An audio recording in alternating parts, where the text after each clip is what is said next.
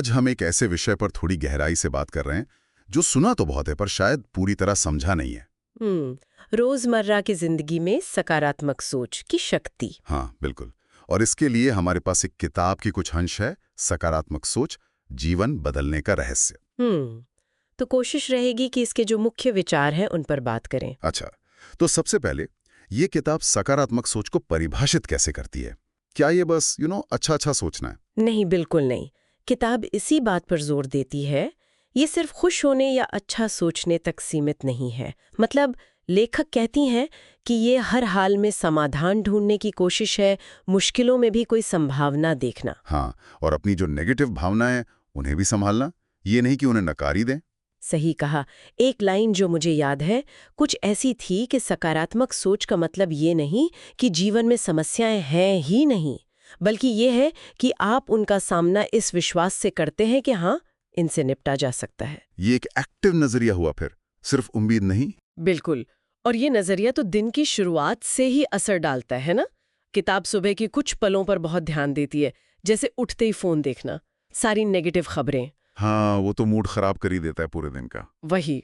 और दूसरा तरीका जो सुझाया गया है वो है शायद 2 मिनट कृतज्ञता के लिए निकालना या कोई एक सकारात्मक वाक्य दोहराना। जैसे किताब में एक सुझाव है कि सुबह बस खुद से कहें, आज का दिन मेरे लिए अवसर लेकर आएगा, या कुछ ऐसा ही। सुनने में बहुत छोटा रखता है, पर शायद ये दिमाग को एक दिशा देता है। हाँ बिल्कुल। लेकिन यहीं पर एक और जरूरी बात आती है जिसका जिक्र है, सकारात्मक सोच और वो जिसे आजकल लोग टॉक्सिक पॉजिटिविटी या जहरीली सकारात्मकता कहते हैं। हाँ, ये बहुत सुना है आजकल। इसमें क्या फर्क बताया गया है? देखिए, किताब साफ करती है कि सच्ची सकारात्मकता ये नहीं कि आप जबरदस्ती हर चीज में खुशी ढूंढे या मुश्किलों को अनदेखा करें। ये है स्वीकार करना। मतलब ये मानना कि हाँ, ये मुश्किल है। अच्छा। लेकिन उसके साथ ये विश्वास भी रखना कि ठीक है, मुश्किल है, पर मैं इससे निकलने का रास्ता ढूंढ लूंगी। जबकि वो जो टॉक्सिक पॉजिटिविटी है, वो दर्द को, मुश्किल को मानने ही नहीं देती, उसे दबाने को कहती है। समझ गया। तो मतलब ये असल में नजरिए की ही बात हुई सारी। हाँ बिल्कुल, नजरिए की शक्ति।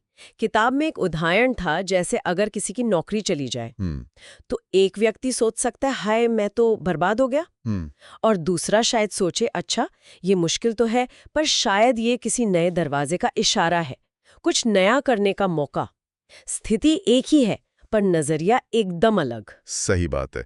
नजरिया बदलो तो शायद दुनिया बदल जाती है, ऐसा कुछ। हाँ, किताब इसे मानसिक फ्रेम बदलना कहती है। आप हालात नहीं बदलते, आप उन्हें देखने का अपना चश्मा, अपना फ्रेम बदल देते हैं। किताब में कुछ वास्तविक जीवन के उदाहरण भी दिए हैं शायद। जी हाँ, जैसे डॉक्टर एपीजे अब्दुल कलाम का जिक्र है। उनकी मिसाइल परियोजनाओं में शुरू में कितनी असफलताएं आईं, पर उन्होंने हर असफलता को सीखने का एक मौका माना। कहा कि हर विफलता ने कुछ बेहतर सिखाया।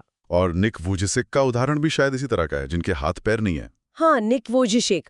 उनकी सोच कि मैं अक्षम नहीं हूँ, मैं अलग तरह से सक्षम हूँ। ये दिखाता है कि सकारात्मकता का मतलब ये नहीं कि सब कुछ परफेक्ट हो, बल्कि जो है उसका सबसे अच्छा इस्तेमाल कैसे करें। तो फिर ये सवाल उठता है कि ऐसे रोज की आदत कैसे बनाएं, ये सोच लाएं कैसे रोजमर्रा में? इसके लिए किताब कुछ प्रैक्टिकल तरीके बताती है। जैसे एक है कृतज्ञता जर्नल। रोज रात को सोने से पहले बस 3 चीजें लिखना जिनके लिए आप शुक्रगुजार हैं। अच्छा, बस 3 चीजें? हाँ, छोटी छोटी चीजें भी हो सकती हैं।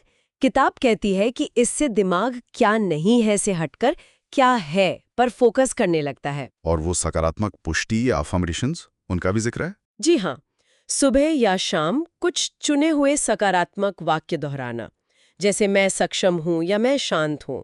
इसके अलावा अपनी संगति पर ध्यान देना, किन लोगों के साथ उठते बैठते हैं। मतलब पॉजिटिव लोगों के साथ रहें, नेगेटिविटी से बचें। हाँ, और मीडिया का इस्तेमाल भी सोच समझकर करना, खासकर सोशल मीडिया जहाँ काफी नेगेटिविटी हो सकती है, उसे थोड़ा लिमिट करना। और शायद ध्यान या सांस लेने की एक्सरसाइज वो भी मदद करती हैं। बिल्कुल, मन शांत रखने के लिए किताब में इन चीजों का वैज्ञानिक पहलू भी बताया गया है कि जब हम पॉजिटिव सोचते हैं तो दिमाग में कुछ अच्छे केमिकल्स जैसे डोपामाइन, सेरोटोनिन रिलीज होते हैं। अच्छा, हैप्पी हार्मोन्स जिन्हें कहते हैं। हाँ, वही। तो इनसे मूड तो अच्छा होता ही है, फोकस बढ़ता है, स्ट्रेस कम होता है, यहाँ तक कि इम्यून सिस्टम पर भी अच्छा असर पड़ सकता है। तो ये सिर्फ दिमागी नहीं, शारीरिक सेहत से भी जुड़ा है। तो कुल मिलाकर किताब का सार यही लगता है कि ये कोई जादू की छड़ी नहीं है, नहीं, बिल्कुल नहीं। बल्कि एक हुनर है, एक आदत है जिसे सीखना पड़ता है, रोज थोड़ा थोड़ा प्रैक्टिस करना पड़ता है। सही कहा आपने। ये एक रोज का अभ्यास है, छोटे छोटे कदम लेकिन लगातार। शायद यही सबसे अहम बात है, निरंतरता। बिल्कुल। तो आज की इस बातचीत को समाप्त करते हुए श्रोताओं के लिए एक सवाल छोड़ जाते हैं जो इस किताब के मूल विचार से जुड़ा है। जरा सोचें, अगर सकारात्मक सोच को वाकई एक अभ्यास की तरह अपनी जिंदगी में उतारा जाए तो ये जीवन की चुनौतियों को अवसरों में बदलने की कितनी संभावना रखता है, और जीवन के कौन से ऐसे हिस्से हैं जहां ये नया नजरिया शायद सबसे बड़ा बदलाव ला सकता है। इस पर विचार जरूर कीजिएगा।